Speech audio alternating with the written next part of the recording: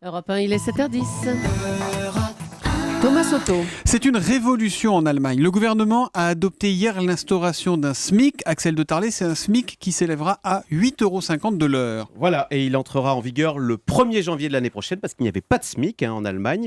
Donc cela concernera 4 millions de salariés, un peu comme chez nous d'ailleurs où l'on compte un peu plus de 3 millions de salariés qui sont au SMIC. Alors le SMIC chez nous est un peu plus élevé, il est à 9,50 € de l'heure. Et ben justement, hier matin, il y avait Philippe Aghion qui était dans ce studio pour l'interview vérité et il nous expliquait que le SMIC était trop élevé en France et que cela détruisait des emplois. Alors je vous rassure Thomas, on entend exactement la même chose en Allemagne. D'ailleurs le patronat allemand agite l'épouvantail français.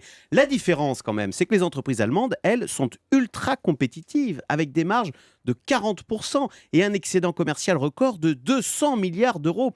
Donc pardon, mais quand on est ultra compétitif, on peut aussi en faire profiter les salariés qui sont parfois très mal payés en Allemagne, d'où l'instauration de ce SMIC. C'est une mesure très populaire, 80% des Allemands soutiennent cette idée. Mais est-ce que ça va avoir des répercussions en France? Ça va rééquilibrer un peu la balance? Alors bien sûr, souvenez-vous, la colère des bonnets rouges, la fermeture des abattoirs en Bretagne, eh bien les Bretons, disons-le, ont été victimes de la concurrence des abattoirs allemands où l'on trouve des Roumains payés 4 € de l'heure. Eh bien ça, ce ne sera plus possible. Mais c'est la même chose dans la filière fruits et légumes. Vous savez que l'Allemagne est devenue le premier producteur européen d'asperges grâce à une main-d'œuvre venue des pays de l'Est et qui est 2 fois moins bien payée. Alors il n'y a pas que les Français d'ailleurs qui souffrent de cette situation. Figurez-vous que la Belgique a porté plainte contre l'Allemagne devant la Commission européenne précisément pour concurrence déloyale. Mais donc l'instauration de ce SMIC allemand à 8,50 € va permettre d'apaiser les choses en Europe, en principe. Voilà, exactement. Et même mieux, je vais vous dire, ça va permettre de faire avancer l'Europe. Maintenant que nous avons tous la même monnaie,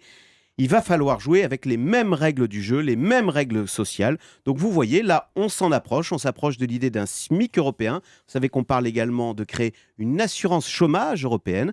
Eh bien en fait, c'est la fameuse convergence qui avance. Avec ce SMIC, les Allemands deviennent un peu plus français, tandis que nous, avec le pacte de responsabilité, vous savez, en faveur de la compétitivité de nos entreprises, eh bien nous devenons un peu plus allemands.